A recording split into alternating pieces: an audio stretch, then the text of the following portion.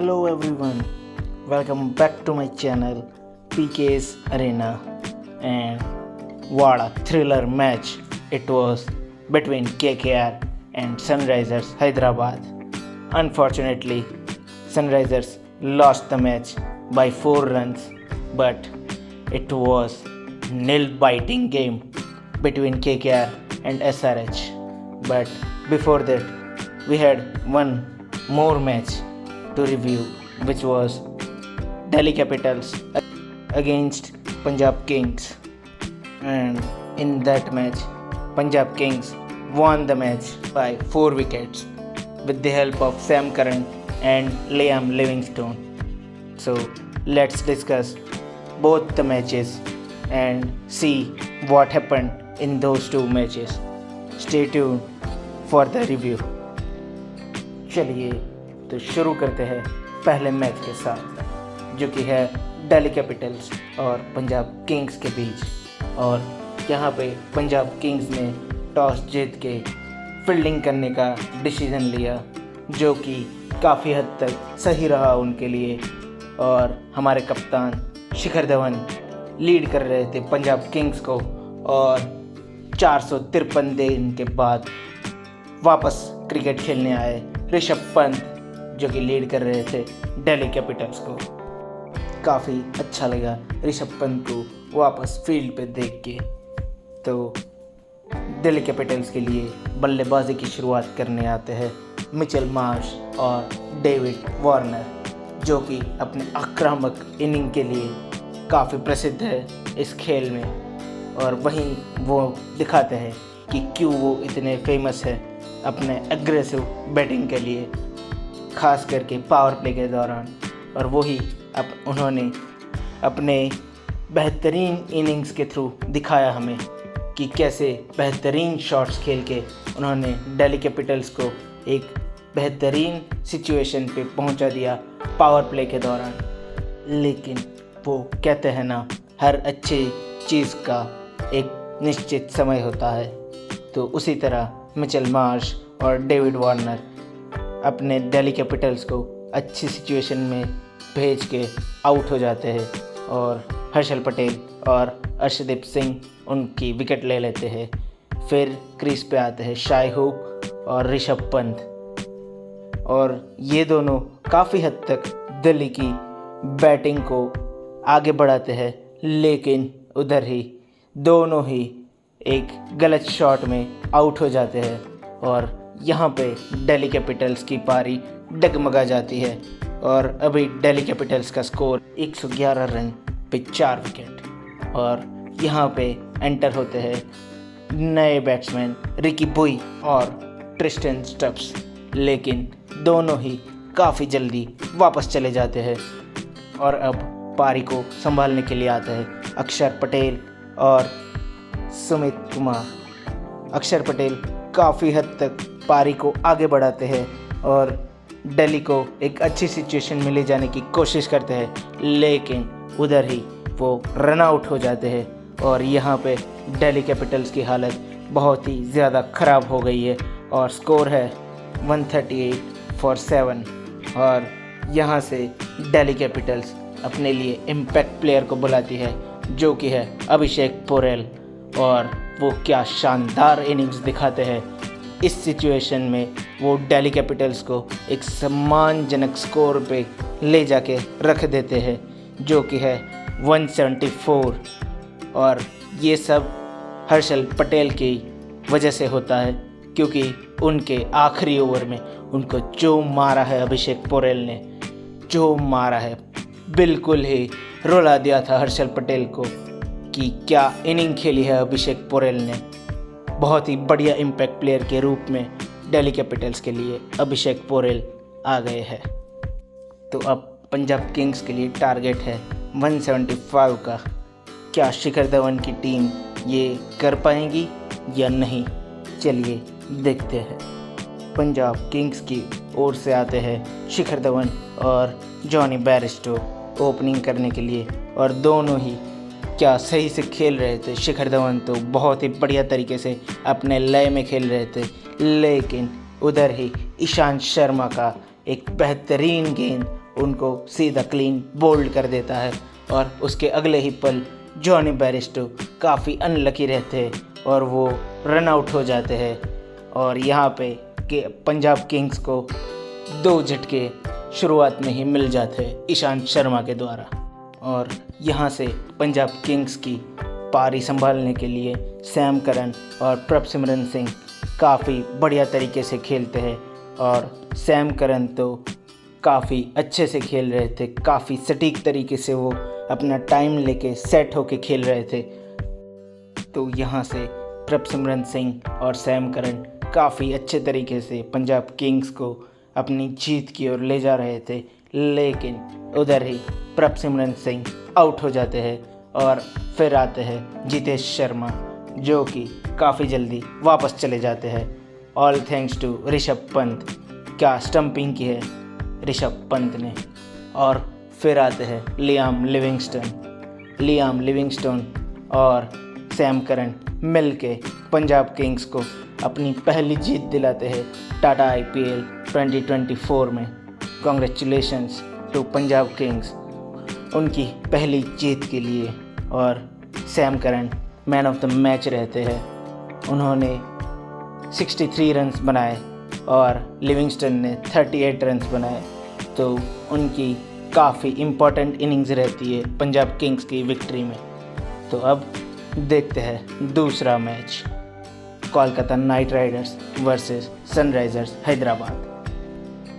तो इस दूसरे मैच में पैट कमिंस टॉस जीत के फील्डिंग का डिसीजन लेते हैं, जो कि काफ़ी हद तक सही था उनके अकॉर्डिंग, लेकिन KKR के पास कुछ और ही था इसके लिए।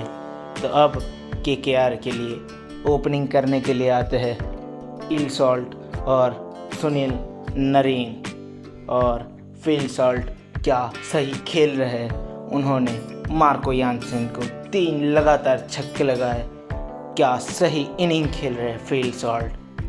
लेकिन फिल सॉल्ट अकेले ही अच्छा खेल रहे थे शुरुआत में, क्योंकि उनके साथ में सुनील नरीन जो कि काफ़ी जल्दी रन आउट हो जाते हैं। फिर आते हैं वेंकटेश अय्यर, जो कि काफ़ी जल्दी वापस चले जाते हैं। फिर उनका साथ देने आते हैं KKR के कप्तान श्रेयस अय्यर, लेकिन वो भी सिर्फ 2 ही गेंदों में वापस चले जाते हैं।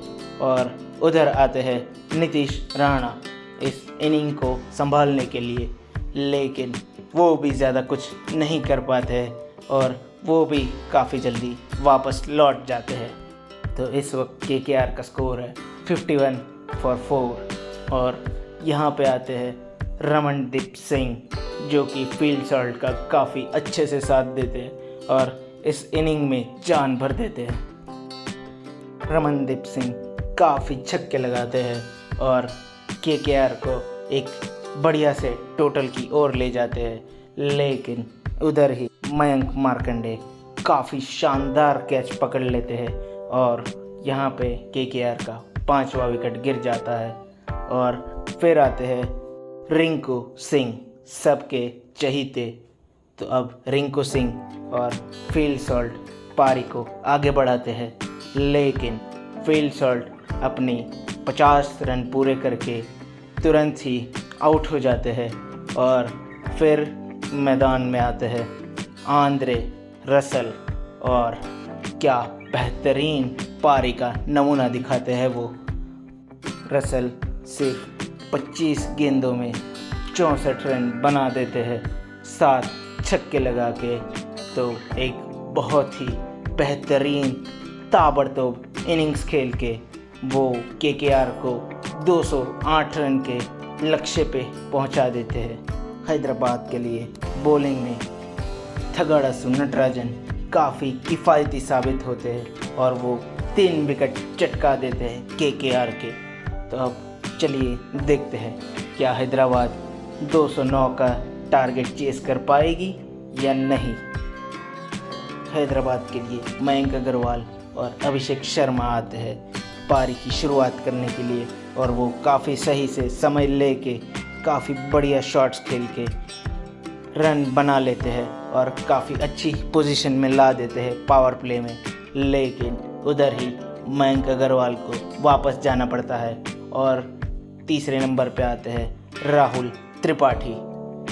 त्रिपाठी और अभिषेक शर्मा काफ़ी अच्छे से खेल रहे थे स्पिनर्स के अगेंस्ट, लेकिन उधर ही बीच में आंद्रे रसेल का ओवर आ गया और अभिषेक शर्मा को काफ़ी अच्छे इनिंग्स को समाप्त करते हुए वापस जाना पड़ रहा है। और यहाँ पे आते हैं अपने हैदराबाद के पुराने कप्तान एडन मार्करम और त्रिपाठी काफ़ी धीरे धीरे खेल रहे थे, पारी को बिल्डअप कर रहे थे, लेकिन राहुल त्रिपाठी बहुत ही घटिया बैटिंग का नमूना दिखाते हुए काफ़ी घटिया शॉट्स खेल रहे थे। और उधर ही मार्करम को इसी बीच एक शॉट मारना पड़ा प्रेशर की वजह से और उसी चक्कर में मार्करम आउट हो जाते हैं। और अब क्रीज पे आते हैं Heinrich Klaasen. What a game! Klaasen और राहुल त्रिपाठी शुरू करते हैं अपनी इनिंग्स, लेकिन उधर ही राहुल त्रिपाठी को वापस जाना पड़ता है और सामने से आते हैं अब्दुल सामद, जो कि बेहतरीन नहीं खेल रहे थे। वो भी बिल्कुल राहुल त्रिपाठी की तरह क्लूलेस थे शॉट्स खेलने के लिए, काफ़ी घटिया बैटिंग करते हुए अब्दुल सामद। लेकिन जैसे कहते हैं हर बुरी चीज़ में अच्छा ढूंढो, तो वहीं था इस इनिंग में जो बुराई थी वो थी अब्दुल सामद की बैटिंग, लेकिन जो अच्छाई थी वो थी हेनरिच क्लासेन की बैटिंग। क्या सही इनिंग खेल रहे थे हेनरिच क्लासेन, हैदराबाद को एक सम्मानजनक स्थिति में पहुंचा रहे थे। हेनरिच क्लासेन धुआंधार बल्लेबाजी कर रहे थे और यहाँ पे अब्दुल सामद आउट हो जाते हैं और सामने से आते हैं शाहबाज अहमद, जो कि काफ़ी अच्छा साथ देते हैं हेनरिच क्लासेन का।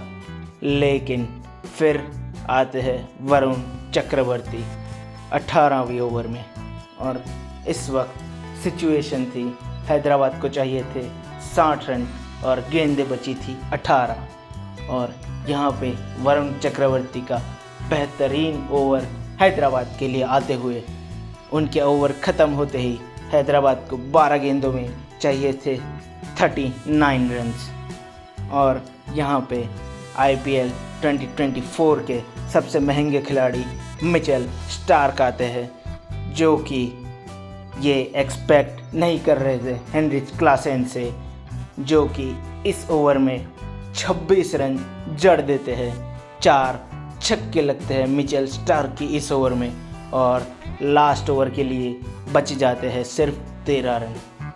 हैदराबाद को चाहिए 6 गेंदों में 13 रन और बॉलिंग करने आते हैं हर्षित राणा, और हर्षित राणा डिफेंड कर लेते हैं 13 रन और हैदराबाद 4 रन से हार जाता है। हेनरिच क्लासेन की 29 गेंदों में 63 रन वाली पारी हमेशा सबको याद रहेगी, स्पेशली हैदराबाद के फैंस को। क्या इनिंग खेली है हेनरिच क्लासेन ने, और यहाँ पे मैन ऑफ द मैच बनते हैं Andre Russell. Thank you for tuning in for the match review and stay tuned for more IPL content.